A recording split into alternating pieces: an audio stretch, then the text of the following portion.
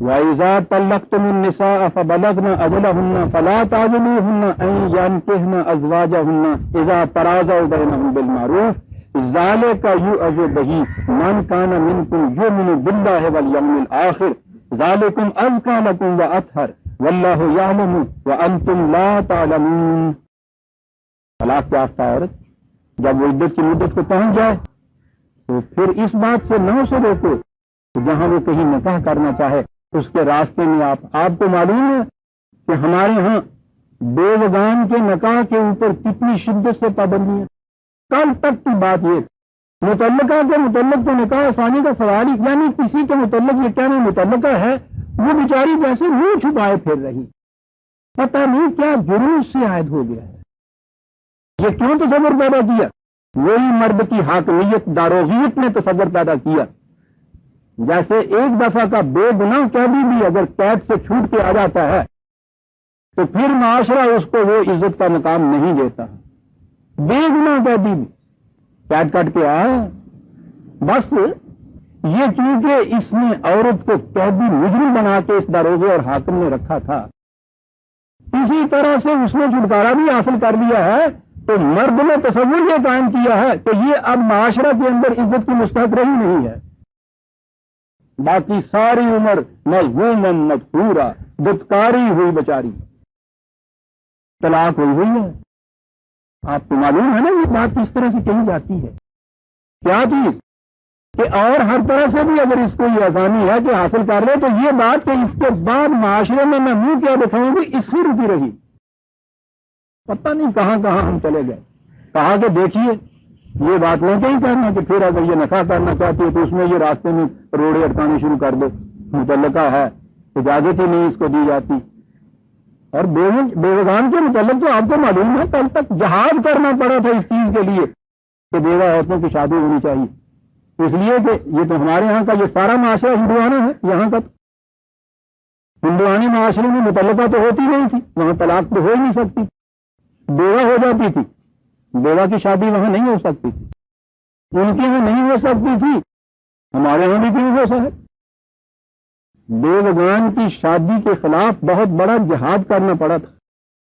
پھر کہیں جا کے یہ بم ٹوٹا تھا آپ کے ہاں، اور بڑے بڑے ہمارے ہاں کے جو ارباب شریعت تھے ان کے گھروں میں بھی یہ صورت تھی کہ بیوگان کی شادی وہ نہیں کرتے تھے۔ قرآن نے کہا ہے کہ اس چیز کو نہ روکنا۔ یہ ہم یعنی بات تو یہ دیکھیے چھوٹے چھوٹے قوانین بظاہر ہیں آئلی زندگی کے متعلق جن کے متعلق گفتگو کی جا رہی ہے، کہا یہ ہم نصیحت کر رہے ہیں اس شخص کو جو خدا اور آخرت پہ ایمان رکھتا ہے۔ واہ کتنی اہمیت حاصل ہو گئی ان قوانین کو، جو خدا اور آخرت پہ ایمان رکھتا ہے اس کے لیے ہے یہ قوانین، اور پھر جو ان قوانین کو مذاق بناتا ہے اس کے بعد یہ دعویٰ کہ خدا اور آخرت پہ ایمان رکھتے ہیں ہم، یہ اس کے لیے کہا جا رہا ہے۔ ازکیٰ لکم اطہر، کیا بات ہے۔ ہمارے ہاں تو مزکی کے معنی بھی پاکیزہ کیے جاتے ہیں، اطہر کے معنی بھی بہت زیادہ پاکیزہ، قرآن 2 لفظ لے آیا یہاں، پاکیزگی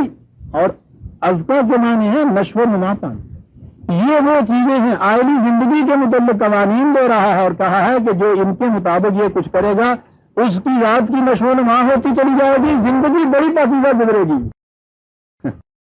اندر ایک انقلاب پیدا ہوتا ہے، وہ تو ہے جسے تزکیہ کہا جاتا ہے۔ ہمارے ہاں تو تزکیہ نسباتی اور ہوتی ہے، یہ چیز اندر ایک انقلاب پیدا ہوتا ہے، باہر کے معاشرے کے اندر زندگی بڑی پاکیزہ گزر رہی ہے۔ اور آپ جانتے ہیں پاکیزگی صرف یہی نہیں ہے کہ کپڑے اجلے ہوتے ہیں، دھلے ہوئے ہوتے ہیں، نہایا دھویا ہوا ہوتا ہے۔ اگر یہ معیار ہو تو اس صورت میں تو ہمارے ہاں کا یہ سب سے بڑا طبقہ جس کی زندگی میں پاکیزگی کا کوئی نشان نہیں ہوتا سب سے زیادہ پاکیزہ ہوتا ہے، جسے آپ کہتے ہیں possessing a very good personality۔ آپ کو پتا یہ پرسنالٹی کے معنی کیا ہوتے ہیں؟ سجیلا نوجوان، پلتا ڈھستا، ویل ڈریسڈ، شیو اچھا کیا ہوا، ویل کون، ملازمین کے ساتھ بال جمائے ہوئے، پالش بھی ہو جس میں چمک پیدا ہو رہی ہے، کریز نہایت اعلیٰ، ٹائی میچ کر رہی ہے، چلتا ہے یہ، ہاں ساری چیزیں جو ہیں یہ ازکیٰ و اطہر قرآن ہے۔ واللہ یعلم وانتم لا تعلمون، یہ جو میں نے باتیں بظاہر کی ہیں یہ تو ہم بھی جانتے ہیں. کہتا اس سے آگے ایک اور معاملہ ہے جسے تم نہیں جانتے، اسے ہم جانتے ہیں کہ ان چیزوں کی پابندی سے جو ایک اندر انسان کے صحیح انقلاب پیدا ہوتا ہے، اسی کے مظاہرے کا نام پاکیزہ زندگی ہے، پاکیزہ سیرت ہے. وہ جو قرآن نے کہا تھا کہ قرآن کو لا یمسہ الا المطہرین، کہ نس نہیں کر سکتے اس سے وجود ان کے جو مطہر ہوں. تو ہمارے ہاں تو پھر وہ اتنی سی بات ہوئی نا